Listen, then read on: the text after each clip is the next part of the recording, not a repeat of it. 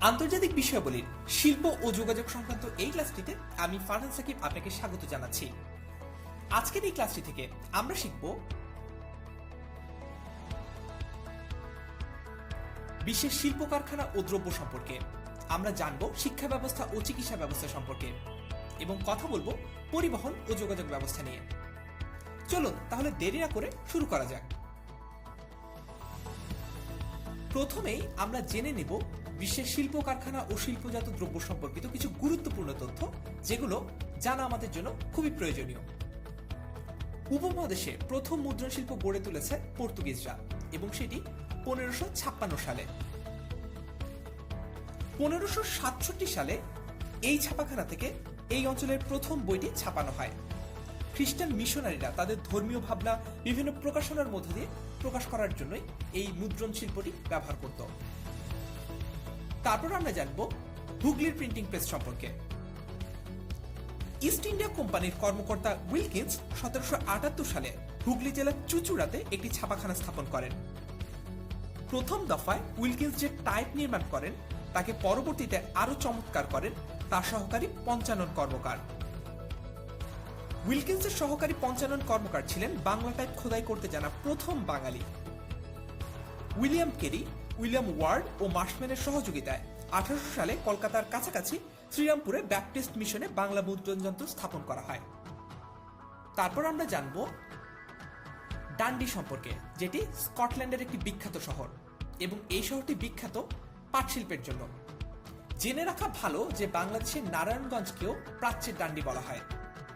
এখন তাহলে জানা দরকার যে এই ডান্ডি সম্পর্কিত কিছু তথ্য। 1790 সালের দিকে স্কটল্যান্ডের ডান্ডিতে কিছু পাট কারখানা গড়ে ওঠে। ব্রিটিশদের সাম্রাজ্য তখন ছিল ভারত উপমহাদেশেও এবং ভারতীয় এই উপনিবেশের মাধ্যমে তাদের এই পাট সাম্রাজ্য আরো ছড়িয়ে পড়তে থাকে এবং সমৃদ্ধ হতে থাকে। অনেক বছর ধরে পাট শিল্পের একচ্ছত্র অধিপতি হিসেবে এই ডান্ডির কারখানাগুলো আধিপত্য বিস্তার করে রেখেছিল। পরবর্তীতে ভারত ও বাংলাদেশে পাট শিল্পের বিকাশ হলে তাদের এই একক আধিপত্য ধীরে ধীরে কমে আসে। ঘড়ি শিল্পের জন্য বিখ্যাত হচ্ছে সুইজারল্যান্ডের জেনেভা শহর এবং কাঁচ শিল্পের জন্য পৃথিবীর শীর্ষ দেশ হচ্ছে চীন। এবার আমরা পৃথিবীর বিখ্যাত কিছু মাল্টি ন্যাশনাল কোম্পানি বা বহুজাতিক প্রতিষ্ঠান সম্পর্কে এবং তাদের উৎপাদিত পণ্য সম্পর্কে জানব। প্রথমেই জানব আইবিএম সম্পর্কে, যেটি একটি যুক্তরাষ্ট্র ভিত্তিক মাল্টি ন্যাশনাল কোম্পানি। এই বহুজাতিক কোম্পানিটি 170টি দেশে তাদের কার্যক্রম পরিচালনা করে এবং তাদের সদর দপ্তর হচ্ছে নিউ ইয়র্কে অবস্থিত। 1911 সালে কম্পিউটিং, ট্যাবুলেটিং, রেকর্ডিং কোম্পানি হিসেবে এই কোম্পানিটি যাত্রা শুরু করে। 1924 সালে এর নাম দেওয়া হয় ইন্টারন্যাশনাল বিজনেস মেশিনস বা আইবিএম। আইবিএম মেইনফ্রেম কম্পিউটার থেকে ন্যানো টেকনোলজি পর্যন্ত সবকিছু নিয়ে কাজ করে। তারা হার্ডওয়্যার, মিডলওয়্যার ও কম্পিউটারের সফটওয়্যার তৈরি ও বাজারজাতকরণ করে, এমনকি হোস্টিং ও কনসাল্টিং সেবাও তারা প্রদান করে থাকে। তারপর আমরা জানবো অ্যাপল সম্পর্কে, যেটিও একটি যুক্তরাষ্ট্র ভিত্তিক বহুজাতিক কোম্পানি। এর মূল উৎপাদিত পণ্য হচ্ছে কম্পিউটার ও মোবাইল। অ্যাপলের বিভিন্ন পণ্য বাজারে তাদের মানের জন্য খুবই বিখ্যাত, যেমন MacBook, iPhone, Apple watch, iPod, iPad ইত্যাদি। অ্যাপল একটি বিখ্যাত বহুজাতিক প্রযুক্তি কোম্পানি, যার মূল যে উৎপাদিত পণ্যগুলো রয়েছে সেগুলো তার স্থায়িত্ব ও টেকসই হওয়ার জন্য বিখ্যাত। স্টিভ জবস, স্টিভ ওজনিয়াক ও রোনাল্ড ওয়েন ওজনিয়াক অ্যাপলের প্রতিষ্ঠাতা। তারপর আমরা জানব যুক্তরাষ্ট্র ভিত্তিক সিঙ্গার সম্পর্কে। তাদের মূল উৎপাদিত পণ্য হচ্ছে সেলাই মেশিন ও ইলেকট্রনিক সামগ্রী। সিঙ্গার মূলত বিখ্যাত সেলাই মেশিনের জন্য। এটি 1851 সালে প্রতিষ্ঠিত হয়। তারপর আমরা জানব ব্রিটেন ভিত্তিক রোলস রয়েস সম্পর্কে, যার মূল উৎপাদিত পণ্য হচ্ছে বিমান ইঞ্জিন ও গাড়ি। রোলস রয়েস মূলত একটি ব্রিটিশ গাড়ি নির্মাতা প্রতিষ্ঠান। 1914 সালে প্রতিষ্ঠিত এই কোম্পানি 1904 সাল থেকে তার কার্যক্রম শুরু করে। 1971 সালে রোলস রয়েস লিমিটেড জাতীয়করণের মাধ্যমে সরকারি প্রতিষ্ঠানে পরিণত হয়। 1987 সালে এটি আবারও প্রাইভেট কোম্পানিতে পরিণত হয়। এটি বিমানের ইঞ্জিনও তৈরি করে থাকে। তারপর জানবো জাপান ভিত্তিক সনির কথা, যার মূল উৎপাদিত পণ্য হচ্ছে ইলেকট্রনিক সামগ্রী।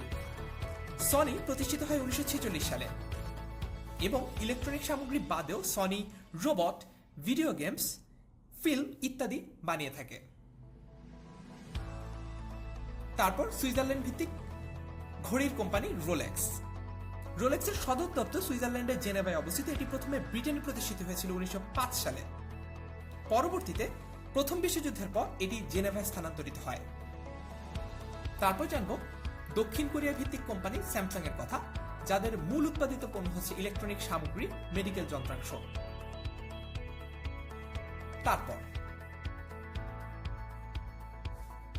এখন আমরা সংক্ষেপে জেনে নেব বিশ্বের শিক্ষা ব্যবস্থা সম্পর্কিত কিছু গুরুত্বপূর্ণ তথ্য।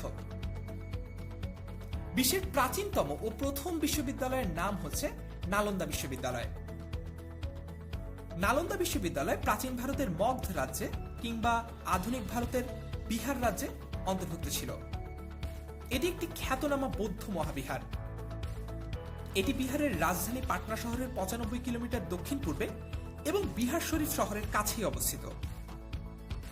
নালন্দা মহাবিহারের বিকাশ ঘটেছিল খ্রিস্টীয় 5ম-6ষ্ঠ শতাব্দীতে গুপ্ত সম্রাট এবং পরবর্তীকালে কনৌজের সম্রাট হর্ষবর্ধনের পৃষ্ঠপোষকতায়। আনুমানিক 7ম থেকে দ্বাদশ শতাব্দী পর্যন্ত নালন্দা মহাবিহার ছিল ভারতের একটি গুরুত্বপূর্ণ উচ্চশিক্ষা প্রতিষ্ঠান। প্রাচীন ভারতে বৈদিক শিক্ষার উৎকর্ষতা সাধনে এটি গুরুত্বপূর্ণ ভূমিকা রেখেছে। এর খ্যাতি দিক দিগান্তরে ছড়িয়ে পড়লে নালন্দায় ভারত ছাড়াও তিব্বত, চীন, কোরিয়া ও মধ্য এশিয়া থেকে শিক্ষক ও শিক্ষার্থীরা অধ্যয়ন ও অধ্যাপনা করতে আসতেন। মূলত এই মহাবিহার সম্পর্কে জানা যায় হিউয়েন সাং ও ইৎসিং ইত্যাদি ভ্রমণকারীদের ভ্রমণ বৃত্তান্ত থেকে। তারপর আমরা জানব কলকাতা বিশ্ববিদ্যালয় সম্পর্কে। কলকাতা বিশ্ববিদ্যালয় ভারতের প্রথম আধুনিক বিশ্ববিদ্যালয়। কলকাতা বিশ্ববিদ্যালয়ের প্রথম চ্যান্সেলর ছিলেন গভর্নর জেনারেল লর্ড ক্যানিং এবং ভাইস চ্যান্সেলর ছিলেন সুপ্রিম কোর্টের প্রধান বিচারপতি স্যার জেমস উইলিয়াম কোলভিল। 1858 সালে যদুনাথ বসু ও বঙ্কিমচন্দ্র চট্টোপাধ্যায় কলকাতা বিশ্ববিদ্যালয় থেকে স্নাতক অর্জন করেন, যারা এই বিশ্ববিদ্যালয়ের প্রথম স্নাতক ডিগ্রিধারী ছিলেন। এটি ভারতের একমাত্র বিশ্ববিদ্যালয় যার সাথে 5 জন নোবেল পুরস্কার বিজয়ী নাম জড়িয়ে আছে। এর মধ্যে 4 জনই ভারতীয়। তারা হচ্ছেন স্যার রোনাল্ড রস, যিনি 1902 সালে নোবেল পুরস্কার পেয়েছেন, রবীন্দ্রনাথ ঠাকুর, তিনি পুরস্কার পেয়েছেন 1913 সালে, সিভি রমন 1930 সালে, অমর্ত্য সেন 1998 সালে এবং অভিজিৎ বন্দ্যোপাধ্যায় 2019 সালে। তারপর আমরা জানব বিশ্বভারতী বিশ্ববিদ্যালয় সম্পর্কে, যেটি 1921 সালের 23 ডিসেম্বর বিশ্বকবি রবীন্দ্রনাথ ঠাকুর প্রতিষ্ঠা করেন। বিশ্বভারতী বিশ্ববিদ্যালয় ভারতের একটি কেন্দ্রীয় বিশ্ববিদ্যালয়। এই বিশ্ববিদ্যালয়টি পশ্চিমবঙ্গ রাজ্যের বীরভূম জেলার বোলপুর শহরে অবস্থিত। 1951 সালে এটি কেন্দ্রীয় বিশ্ববিদ্যালয়ের মর্যাদা লাভ করে। রবীন্দ্রনাথ ঠাকুরের পুত্র রথীন্দ্রনাথ ঠাকুর ছিলেন বিশ্ববিদ্যালয়ের প্রথম ভাইস চ্যান্সেলর বা উপাচার্য। এই বিশ্ববিদ্যালয়ের স্বনামধন্য অ্যালামনাইদের মধ্যে বিশেষভাবে উল্লেখযোগ্য হচ্ছে নোবেলজয়ী অর্থনীতিবিদ অমর্ত্য সেন, অস্কার বিজয়ী চিত্র পরিচালক সত্যজিৎ রায়, ভারতের প্রাক্তন প্রধানমন্ত্রী ইন্দিরা গান্ধী সহ আরো অনেকে। তারপর আমরা জানব কলকাতা আলিয়া মাদ্রাসা সম্পর্কে। কলকাতা আলিয়া মাদ্রাসা 1780 সালে বেঙ্গল প্রেসিডেন্সির তৎকালীন গভর্নর ওয়ারেন হেস্টিংস কর্তৃক প্রতিষ্ঠিত হয়। তখন এর নাম ছিল কলকাতা মোহামেডান কলেজ। আরবি, ফার্সি, ইসলামী ধর্মতত্ত্ব ও আইন পড়ানোর জন্য এই কলেজটি প্রতিষ্ঠিত হয়। 1947 সালের পর এই কলেজে বাংলায় পড়ানো শুরু হয়। 2008 সালে পশ্চিমবঙ্গ বিধানসভায় একটি বিল পাশের মাধ্যমে রাজ্য সরকার এই কলেজটিকে বিশ্ববিদ্যালয় স্তরে উন্নীত করে। বর্তমানে এটি আলিয়া বিশ্ববিদ্যালয় নামে বেশি পরিচিত। আলিয়া শব্দের অর্থ হচ্ছে উঁচু, উন্নত, মর্যাদাপূর্ণ ও সর্বোচ্চ মাত্রা।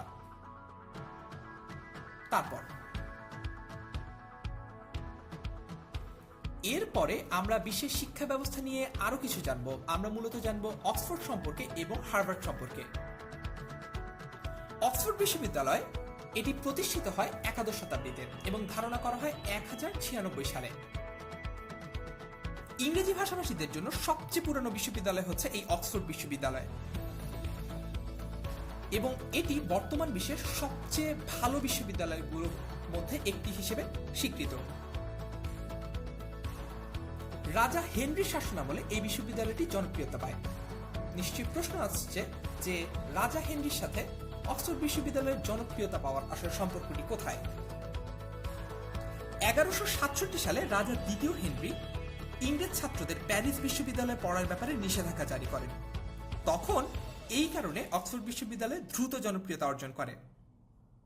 প্রথম দিকে এই বিশ্ববিদ্যালয়ে ধর্মতত্ত্ব, আইন, চিকিৎসা বিজ্ঞান ও দর্শন বিভাগ ছিল এবং তখন বিশ্ববিদ্যালয়ের নিজস্ব কোনো ভবনও ছিল না। ভাড়া করা হল অথবা চার্চে ক্লাস নেওয়া হতো।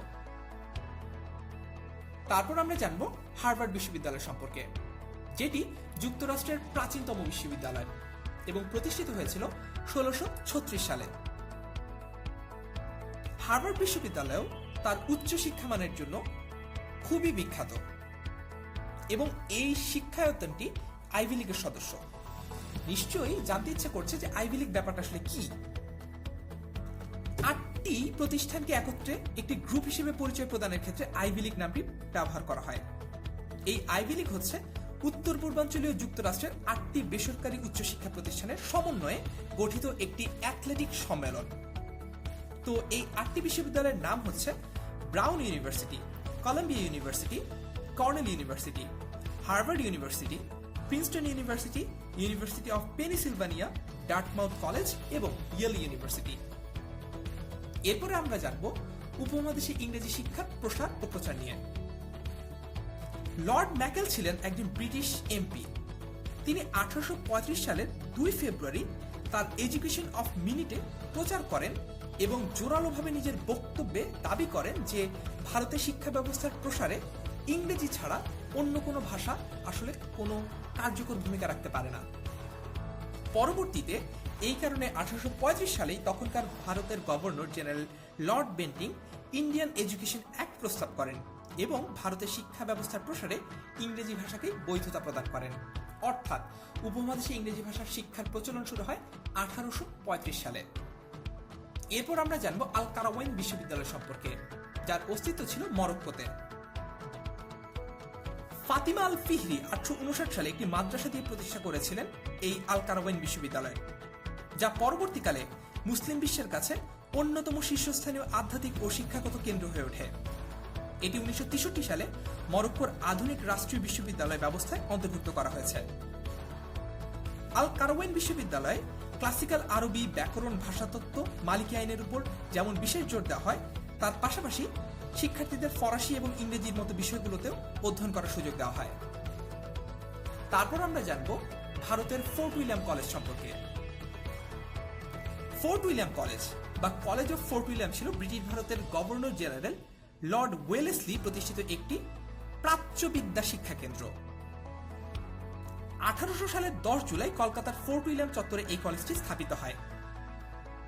এই প্রতিষ্ঠানে সহস্রাধিক সংস্কৃত, আরবি, ফার্সি, বাংলা, হিন্দি ও উর্দু বই ইংরেজিতে অনুবাদ করা হয়। ফোর্ট উইলিয়াম কলেজ স্থাপনের উদ্দেশ্য ছিল ব্রিটিশ ও ভারতীয় নাগরিকদের জ্ঞানের একটি বিনিময়ের জন্য প্ল্যাটফর্ম তৈরি করা। এই প্রক্রিয়ায় বাংলা ও হিন্দির মতো ভারতীয় ভাষাগুলো বিকাশ দ্রুত হতে থাকে। তারপর আমরা জানব E9 সম্পর্কে। E9 হচ্ছে সর্বাধিক নিরক্ষর অধ্যুষিত 9টি দেশ। E9 এর লক্ষ্য হচ্ছে ইউনেস্কোর সবার জন্য শিক্ষা বা এডুকেশন ফর অল এই উদ্যোগের লক্ষ্যগুলো অর্জন করা। এই E9 এর এ হচ্ছে এডুকেশন এবং 9 দ্বারা এটি 9টি দেশকে উপস্থাপন করে। এই 9টি দেশ হচ্ছে বাংলাদেশ, ব্রাজিল, চীন, মিশর, ভারত, ইন্দোনেশিয়া, মেক্সিকো, নাইজেরিয়া এবং পাকিস্তান। এই দেশগুলো পৃথিবীর অর্ধেক জনসংখ্যাকে উপস্থাপন করে এবং পৃথিবীর প্রাপ্তবয়স্ক নিরক্ষর লোকের 70% এই দেশগুলোতে বসবাস করে। এই উদ্যোগের সম্মেলন 1993 সালে ভারতের নতুন দিল্লিতে শুরু হয়। এই উদ্যোগে বর্তমান একটি ফোরাম তৈরি করা হয়েছে যাতে সদস্য দেশগুলো তাদের শিক্ষা সম্পর্কিত অভিজ্ঞতাগুলো আলাপ আলোচনা ও বিনিময় করে।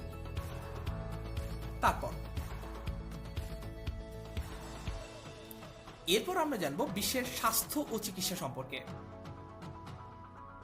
পোলিও টিকা আবিষ্কার করেন 1955 সালে জোনাস এডওয়ার্ড সল্ক।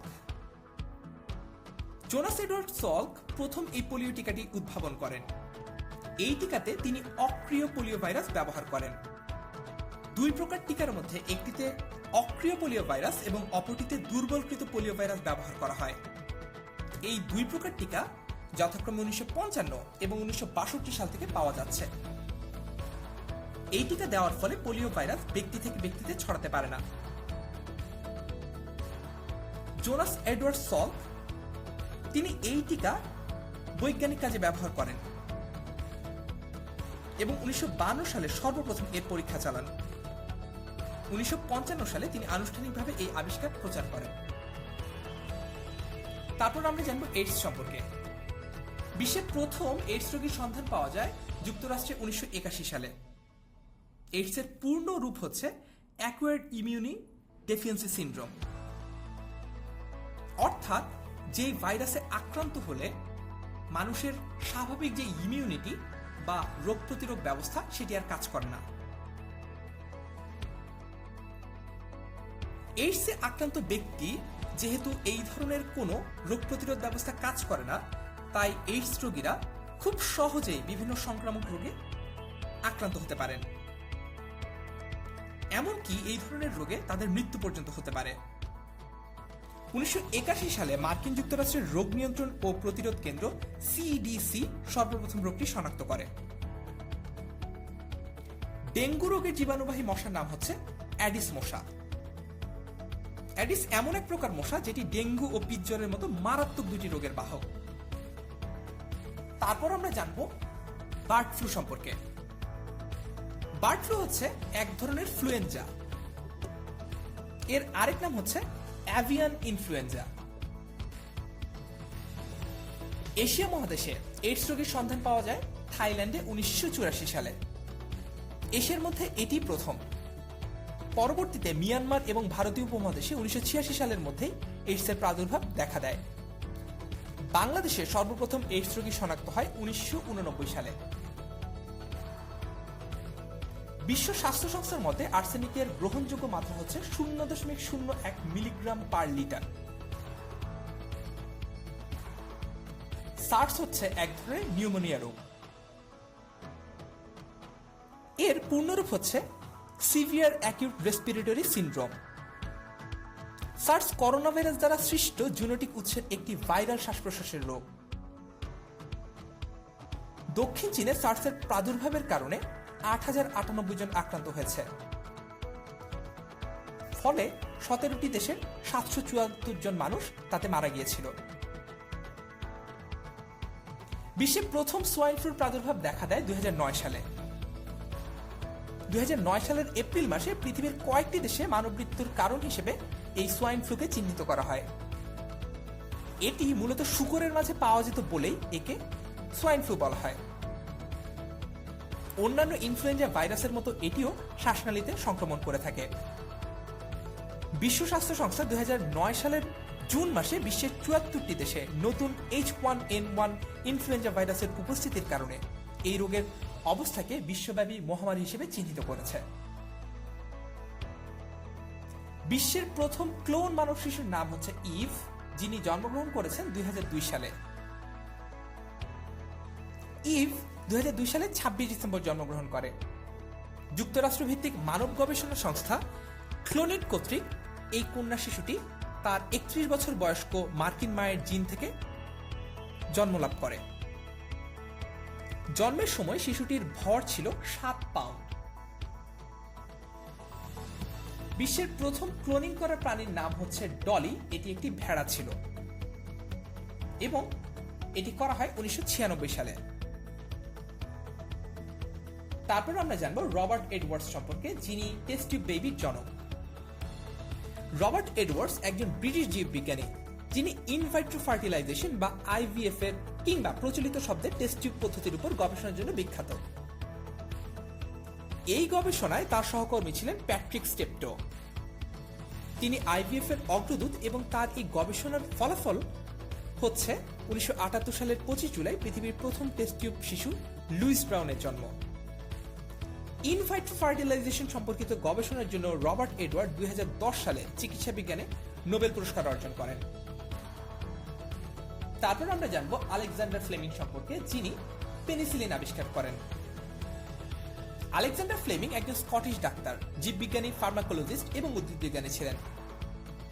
1923 সালে তার সর্বপ্রথম আবিষ্কার এনজাইম লাইসোজাইম এবং বিশ্বের প্রথম অ্যান্টিবায়োটিক পদার্থ বেনজাইলেনসিনিলিন বা পেনিসিলিন জি আবিষ্কার করেন তিনি। এই পেনিসিলিন আবিষ্কারের ঘটনাটা কিন্তু বেশ মজার ও আকস্মিকও বটে। 1928 সালের আগস্ট মাসে আলেকজান্ডার ফ্লেমিং তিনি ছুটিতে গিয়েছিলেন। ছুটি কাটানোর আগে তিনি স্ট্যাফিলোকোক্কাস এই ব্যাকটেরিয়ার পেটের ডিশগুলোকে তাক তাক করে সাজিয়ে রেখে গিয়েছিলেন তার ল্যাবে। সেপ্টেম্বরে ফেরত এসে তিনি দেখেন একটার মধ্যে ছত্রাকের আক্রমণ ঘটেছে এবং ছত্রাকের আশেপাশের ব্যাকটেরিয়াগুলো মারা গেছে। এভাবে দৈবক্রমে তিনি আবিষ্কার করেন পেনিসিলিন। আলেকজান্ডার ফ্লেমিং পরবর্তীতে 1945 সালে হাওয়ার্ড ফ্লোরি ও আর্নেস্ট বোরিস চেন সহ চিকিৎসা বিজ্ঞানে নোবেল পুরস্কার অর্জন করেন। তারপর আমরা জানব করোনা ভাইরাস সম্পর্কে।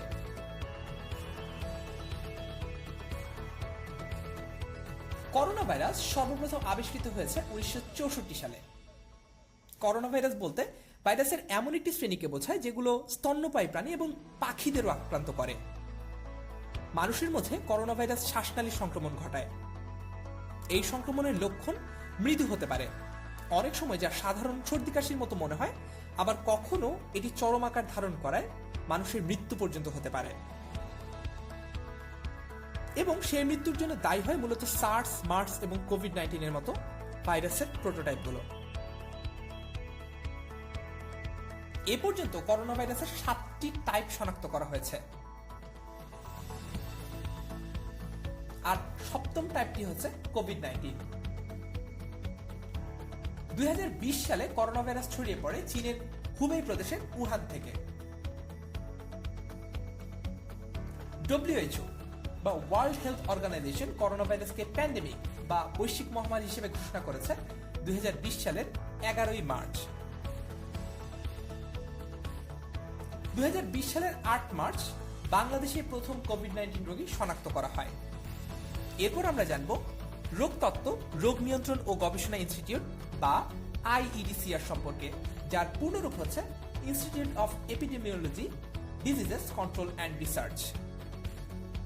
IEDCR এটি স্বাস্থ্য মন্ত্রণালয়ের আওতাধীন বাংলাদেশ সরকারের একটি গবেষণা ইনস্টিটিউট, যা বাংলাদেশে মহামারী ও সংক্রামক ব্যাধি নিয়ে গবেষণা ও রোগ নিয়ন্ত্রণ বিষয়ে কাজ করে। 1976 সালে একটি বিলের মাধ্যমে রোগতত্ত্ব, রোগ নিয়ন্ত্রণ ও গবেষণা ইনস্টিটিউট প্রতিষ্ঠিত হয়। IEDCR 4টি ভাগে কাজ করে, সেগুলো হচ্ছে ভাইরাসবিদ্যা, মেডিকেল কিট তত্ত্ব, অণুজীববিদ্যা এবং প্রাণী সংক্রামক রোগ তত্ত্ব। করোনা ভাইরাস শনাক্তের জন্য যে পরীক্ষা করা হয় তাতে নাক ও গলার লালার নমুনা সংরক্ষণ করা হয়। তো এই নমুনা সংগ্রহ করার জন্য যে বিশেষ কাঠিটা ব্যবহার করা হয় তার নাম হচ্ছে সোয়াব স্টিক। ফ্রান্সে সর্বপ্রথম করোনা ভাইরাস ধরা পড়ে। এই ফ্রান্স হচ্ছে ইউরোপ বা ইউরোপিয়ান ইউনিয়নভুক্ত প্রথম রাষ্ট্র যেখানে এই ভাইরাসটি শনাক্ত করা হয়। তারপর এখন আমরা জানব বিশ্বের পরিবহন ব্যবস্থা সম্পর্কে। আমরা প্রথমেই জানব ট্রান্স সাইবেরিয়ান রেলওয়ে, যেটি রাশিয়ায় অবস্থিত। ট্রান্স সাইবেরিয়ান এমন একটি রেলপথ ব্যবস্থা যা রাশিয়ার রাজধানী মস্কোকে দেশটির পূর্বাঞ্চল বা সাইবেরিয়ার সাথে যুক্ত করেছে। এটি বিশ্বের দীর্ঘতম রেলপথ। মঙ্গোলিয়া, চীন এবং উত্তর কোরিয়ায় এই রেলপথের সংযোগকারী শাখা রয়েছে। 1916 সালে এটিকে মস্কো সাথে যুক্ত করা হয় এবং এই রেলপথটি মস্কোর সাথে ভ্লাদিভস্তকের একটি সংযুক্তি তৈরি করে। তারপর আমরা জানব কিং ফাহাদ ইন্টারন্যাশনাল এয়ারপোর্ট সম্পর্কে। কিং ফাহাদ ইন্টারন্যাশনাল এয়ারপোর্ট ক্ষেত্রফলের দিক দিয়ে পৃথিবীর সবচেয়ে বড় এয়ারপোর্ট, যার ক্ষেত্রফল 776 বর্গ কিলোমিটার। এটি সৌদি আরবের দাম্মাম শহরে অবস্থিত। উপসাগরীয় যুদ্ধে যুক্তরাষ্ট্র এই এয়ারপোর্টকে এয়ারবেজ হিসেবে ব্যবহার করেছিল। তারপর আমরা জানব ক্যামডোবাংদা বিমানবন্দর, যেটি তিব্বতে অবস্থিত। ক্যামডোবাংদা এয়ারপোর্টের রানওয়ে পৃথিবীর সবচেয়ে লম্বা রানওয়ে, যার দৈর্ঘ্য হচ্ছে 5500 মিটার। আর রাশিয়ার ওলিয়ানোভস্ক-ভস্টোচনি এই এয়ারপোর্টটি হচ্ছে বিশ্বের সবচেয়ে প্রশস্ততম রানওয়ে সম্বন্ধিত একটি এয়ারপোর্ট, যার রানওয়ের প্রশস্ততা হচ্ছে 105 মিটার। এর আগে বাংদা এয়ারপোর্ট পৃথিবীর সবচেয়ে উচ্চতম এয়ারপোর্টও ছিল, তবে বর্তমানে সবচেয়ে উঁচু এয়ারপোর্ট হচ্ছে ডাওচেন ইয়াদিং এয়ারপোর্ট, যেটি চীনের। তারপর আমরা জানব ইংলিশ চ্যানেল সম্পর্কে। পশ্চিম ইউরোপের একটি চ্যানেল হচ্ছে এই ইংলিশ চ্যানেল, যা দক্ষিণে ইউরোপ মহাদেশের মূল ভূখণ্ডে অবস্থিত ফ্রান্স এবং উত্তরে গ্রেট ব্রিটেনকে আলাদা করেছে। তার সাথে সাথে এটি উত্তর সাগরকে আটলান্টিক মহাসাগরের সাথে যুক্ত করেছে। ফরাসিরা একে লামস হিসেবে অভিহিত করে। লামস শব্দের অর্থ হচ্ছে কোটের হাতা। ইংলিশ চ্যানেলের দৈর্ঘ্য 560 কিলোমিটার।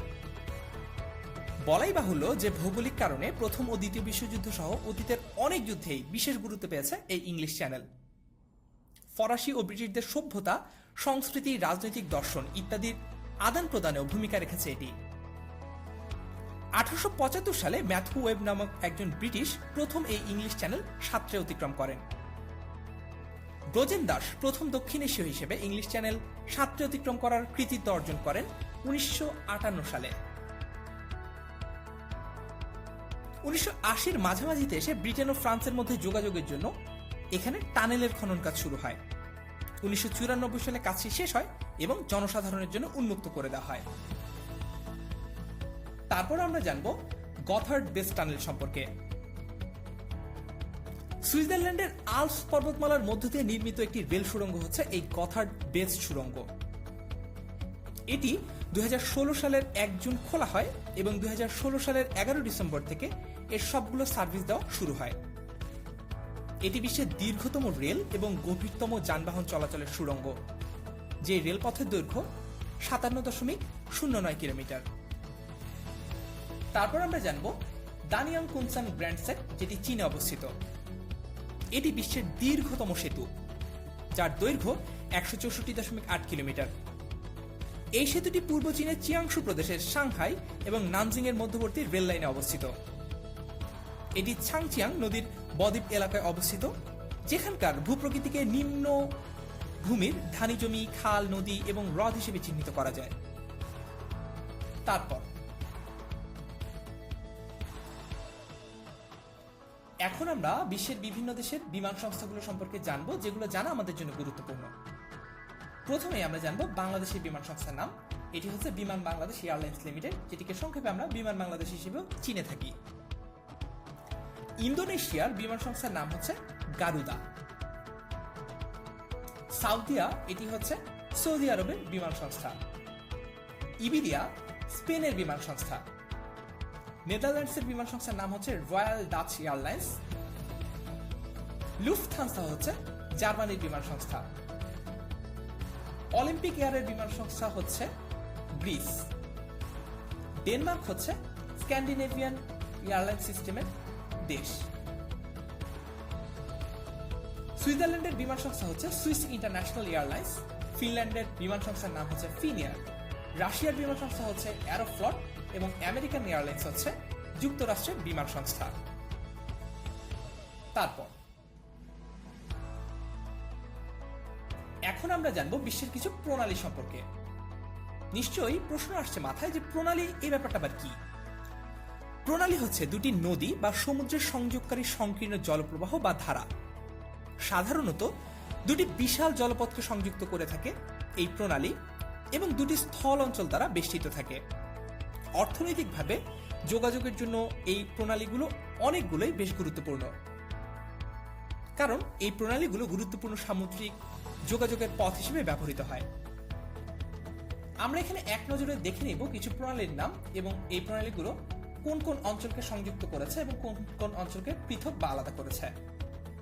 প্রথমে বসফরাস প্রণালী, যেটি সবচেয়ে সরু নৌপথ বিশিষ্ট একটি প্রণালী।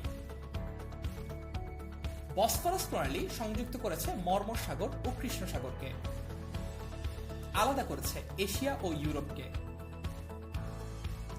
জিব্রাল্টার প্রণালী এটি সংযুক্ত করেছে উত্তর আটলান্টিক ও ভূমধ্য সাগরকে এবং পৃথক করেছে আফ্রিকা ও ইউরোপকে। বেরিং প্রণালী এটি সংযুক্ত করেছে চুকচি সাগর ও বেরিং সাগরকে এবং আলাদা করেছে এশিয়া ও উত্তর আমেরিকাকে। ম্যাজেনাল প্রণালী এটি সংযুক্ত করেছে প্রশান্ত ও আটলান্টিক মহাসাগরকে এবং পৃথক করেছে দক্ষিণ আমেরিকা এবং টিয়েরা ডেল ফুয়েগোকে। তারপর খুবই গুরুত্বপূর্ণ হরমুজ প্রণালী, যেটির নাম হয়তো আমরা অনেক সময় শুনেছি। এটি সংযুক্ত করেছে পারস্য উপসাগর ও ওমান উপসাগরকে এবং আলাদা করেছে আরব উপদ্বীপ ও ইরানকে। হরমুজ প্রণালী নিয়ে ওমান ও ইরানের মধ্যে বিরোধ বিদ্যমান। এই সামুদ্রিক পথটি আন্তর্জাতিকভাবে খুবই গুরুত্বপূর্ণ, কারণ খনিজ তেলবাহী জাহাজ যাতায়াতের জন্য এটি একমাত্র পথ। বিশ্বব্যাপী পেট্রোলিয়াম পরিবহনে এই প্রণালীটির স্ট্র্যাটেজিক গুরুত্ব খুবই বেশি। তারপর পক প্রণালী সংযুক্ত করেছে বঙ্গোপসাগর এবং আরব মহাসাগরকে এবং আলাদা করেছে ভারত ও শ্রীলঙ্কাকে।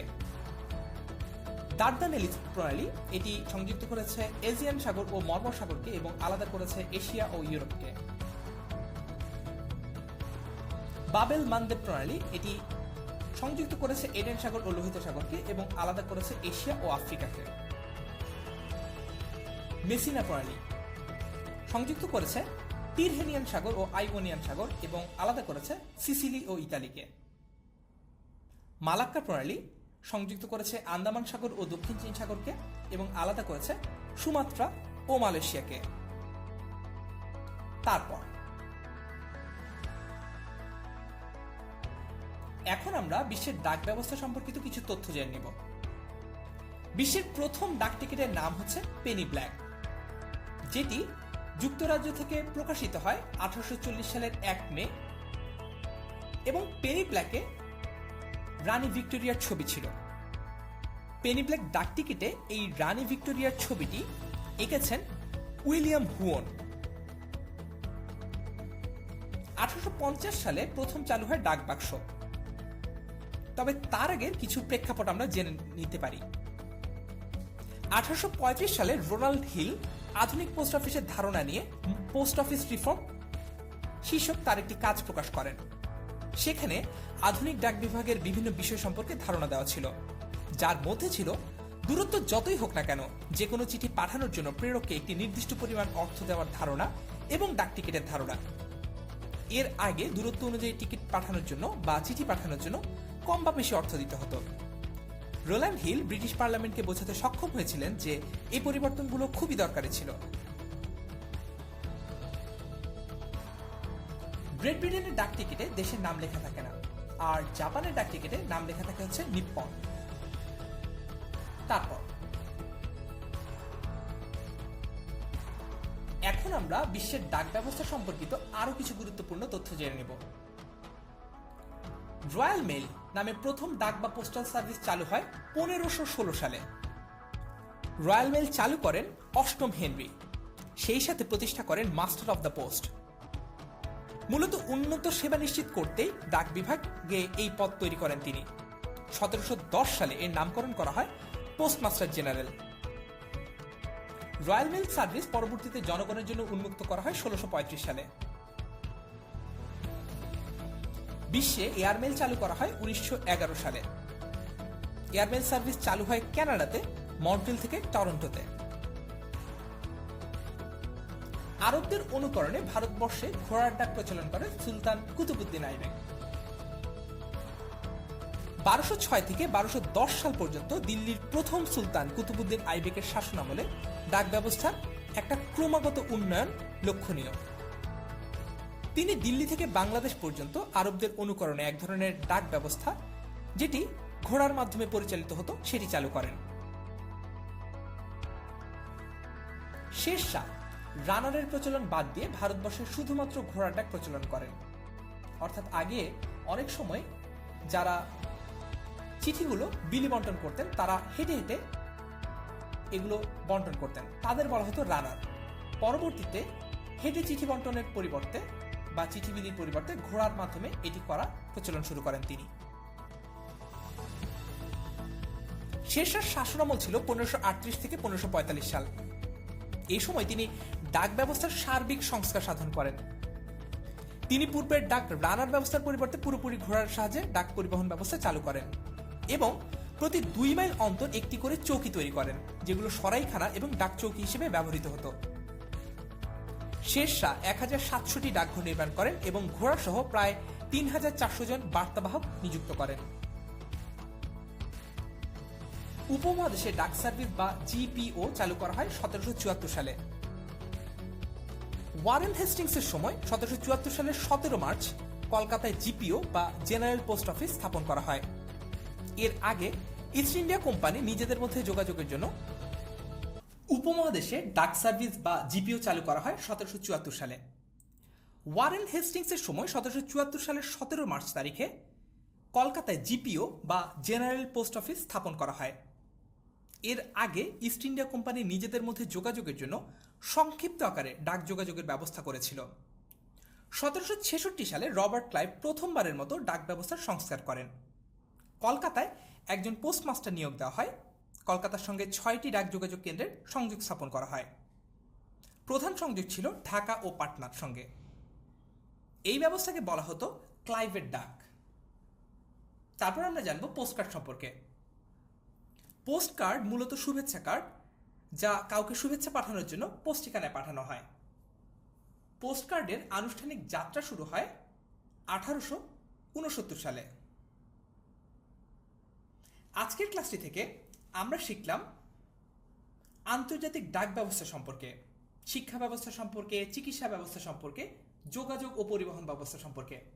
আমরা জানলাম বিভিন্ন আন্তর্জাতিক শিল্প কারখানা সম্পর্কে এবং আন্তর্জাতিক কিছু প্রতিষ্ঠান সম্পর্কে। আশা করি এই ক্লাসটি থেকে আপনি উপকৃত হয়েছেন। আমার সাথে থাকার জন্য আপনাকে ধন্যবাদ।